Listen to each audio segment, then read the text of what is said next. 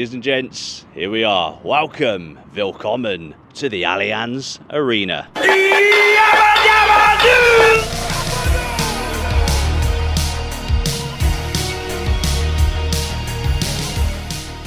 So, ladies and gents, a few weeks back we were in Munich, and if you're a subscriber, you'll have seen the matchday vlog for the game between FC Bayern and my club, Bayern's little brother, VfL Bochum.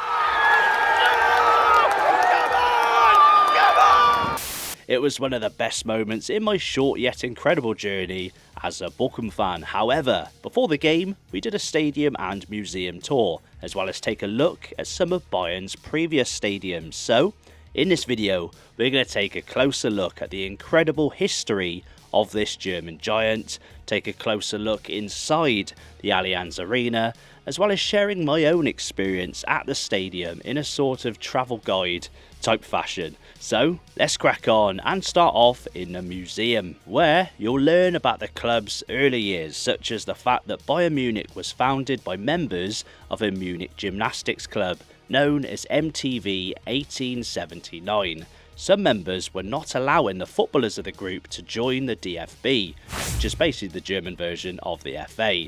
So the 11 footballing members said F you to MTV 1879 and founded Fußball Club Bayern München on the 27th of February 1900, a whopping 125 years ago, which is fitting because it was on this weekend of the Bayern v Bochum match the club celebrated the anniversary with a special kit, beautiful choreography and lots more. So you might be wondering why the gymnastics group were so reluctant to push forward with football. Well, this wasn't just unique to Bayern. Of course, the British introduced the sport to Germany a couple of decades earlier, but as you can see in the Bayern Museum, Karl Planck, the miserable sod, spoke about the English disease and how it reduces a man to an ape.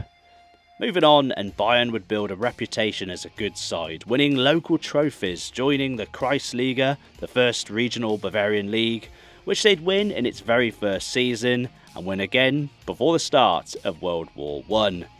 They had their first German national team player in Max Jablonski, hopefully I've said that right, and by 1920 became the largest football club in Munich with 700 members. To put that into context, FC Bayern recently celebrated surpassing 400,000 members. An incredible achievement, but we can never downplay the importance of their early history and how the foundations were perfectly laid for an amazing future. Bayern's first ever national German title was won in 1932 against Eintracht Frankfurt in the final.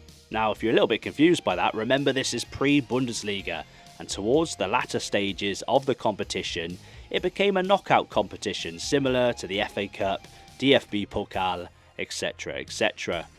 So the next chapter in Bayern's history is often bypassed, and understandably so. Hitler had rose to power and football as a whole in Germany was certainly impacted.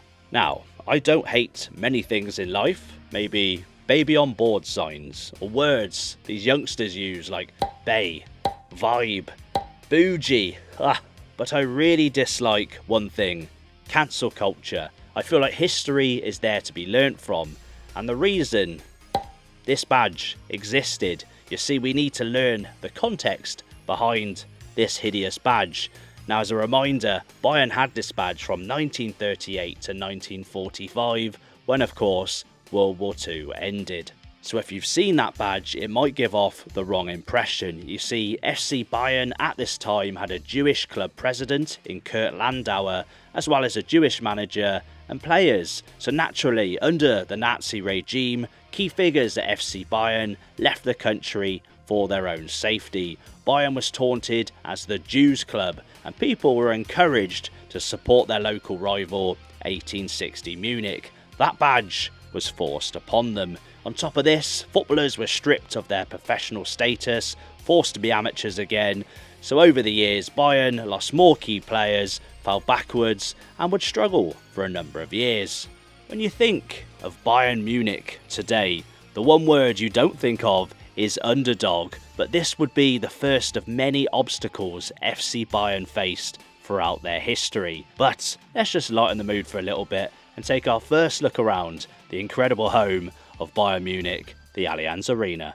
Ladies and gents, welcome to the home of the German giant, FC Bayern München. Stadium tour time.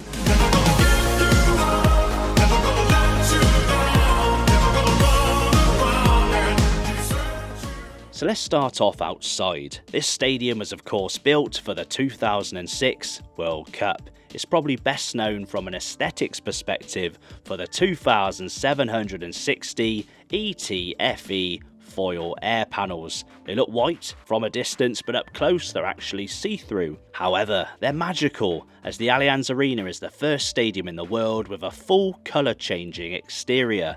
Anyway, let's follow the group inside Bayern's home, where they've played since the 2005-2006 season.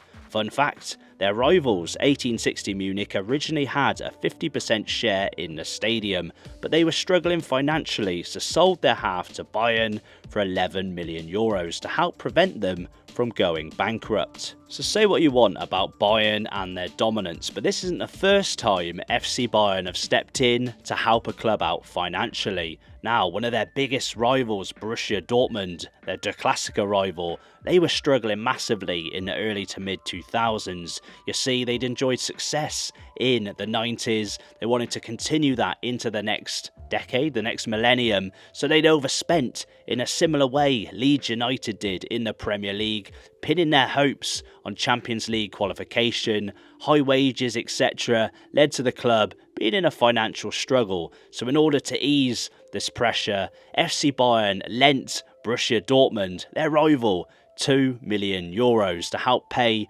players' wages. A small sum when you look at the massive numbers in football today, but still an important little gesture from a rival. And this isn't their only one. In a similar way, they helped out FC St. Pauli. They of course now share a friendship with the club. St. Pauli was suffering financially, so they held a friendly, and all the profits from that friendly went to secure the stability of FC St. Pauli. As I said, they've got a Freundschaft with them now. I'm not really a fan of that. Being a Bochum fan, you've got one friend, Bayern, and that's us.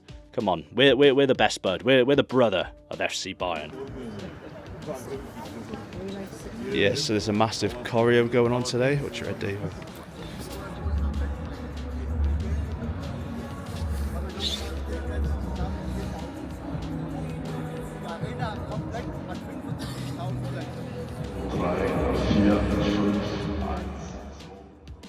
Anyway, enough of me talking for a bit. Let's get a nice montage inside the Allianz Arena.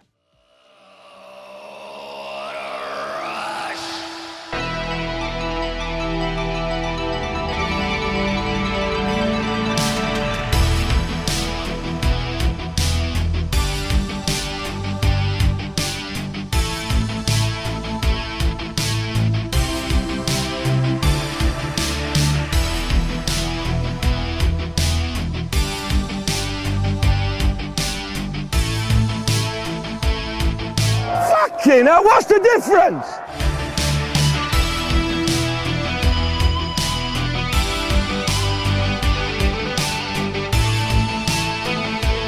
Wait, before we check out the changing rooms, let's get back to the museum and check out more of Bayern's history. It was a difficult time after World War II. From 1945 to 1963, Bayern got through 13 different coaches, but there was a silver lining as Kurt Landauer safely returned to the club as president from 1947 to 1951. He's still highly regarded to this day as being a key figure in Bayern's transition to being a professional club.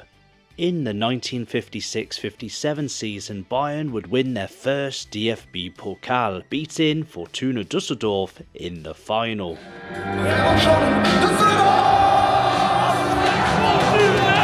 The club, however, was struggling financially around this time, and by the end of the 1950s, almost went bankrupt. However, in 1963, the Bundesliga was formed and FC Bayern's golden years were just around the corner. Before we talk about the good old days, let's check out the Grünwalder Stadion, where 1860 Munich, their rivals, currently play, and Bayern played from 1925 to 1972. Controversially, that very first Bundesliga season, Bayern were not chosen to take part in it. Instead, 1860 were chosen to represent the area. But in the following season, Bayern would gain promotion, finish third in their first season, and once again win the DFB Pokal. Winning the Pokal meant they'd qualify for the European Cup Winners' Cup the following season, which they'd win, beating Rangers in the final. They'd win the Pokal again in '67, then the first ever Bundesliga and Pokal double in 1969. Bayern would continue their success in both the league and cup competitions as they moved into their brand new home, the Olympia Stadion, in 1972. In this new stadium, the first ever live Bundesliga game was televised, FC Bayern gegen Schalke, which ended up 5-1 to Bayern. 3 Bundesliga titles in a row led to their biggest triumph to date, winning the 1974 European Cup, aka the Champions League. Now, people from England remember Nottingham Forest winning the European Cup 2 years in a row, but before that, Bayern did it 3 years in a row in 1974, 1975 and 1976. The late 70s were a time of change, however, with key players leaving the club, such as Franz Beckenbauer, Uli Hoeneß, Gerd Müller and Sepp Maier, who has a massive featured area in the Bayern Museum.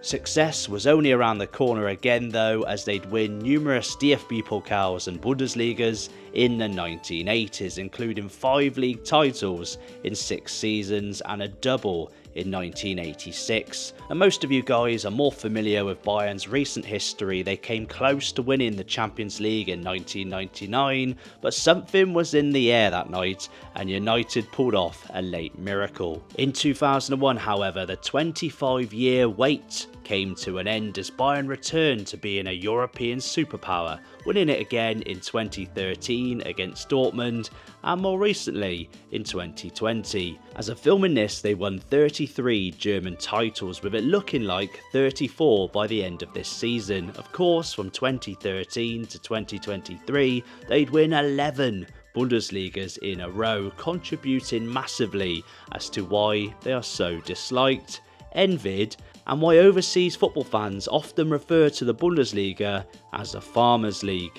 So let's get closer to the changing rooms and pitch side at the Allianz Arena.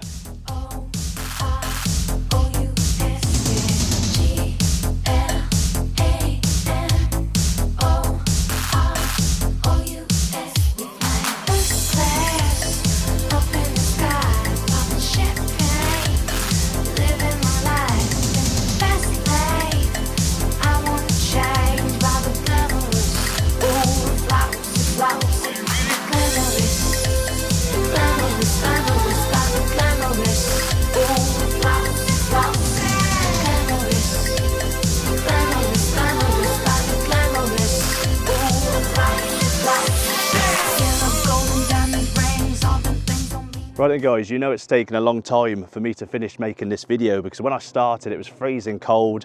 I was pretty much freshly shaven. Now here we are in this beautiful sun and I've got a bit of a beard going on. So let's finish up. I've put the song Glamorous because of course a lot of people refer to Bayern Munich as FC Hollywood. That came off the back of some of the players and staff being more on the front pages as opposed to the back pages, almost like celebrities. And the name's kind of stuck, FC Hollywood. Now, again, I don't want to talk too much about some of the recent history because the dominance is there for everyone to see. People know Bayern have absolutely dominated German football. But again, this video has shown that nothing was handed to them on a plate. They worked hard. And obviously those glory years of the 60s and 70s are what built the foundations, built the support, similar to Manchester United and the Busby Babes. Obviously the Munich disaster and then rebuilding the team is kind of what got Manchester United so big. In a similar way, minus the tragedy, Bayern's success has led to probably their success in terms of business in more recent times. So now I'm going to talk a little bit about my own experience at the Allianz Arena on match day. And of course, I came as an away fan. It will be a little bit different for you if you come in the home section as a home spectator. Now, if you are a tourist, I know tourists get a bad reputation, but I would highly suggest you use public transport, the trams, the trains.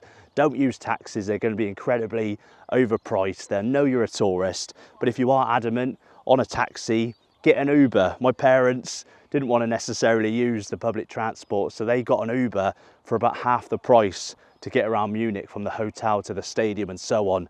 A lot cheaper. But again, that song, Glamorous, Glamorous, the Fergie song, that doesn't refer to the away toilets. An absolute mess. And to be fair, we did contribute because we put a few Bochum stickers on the wall.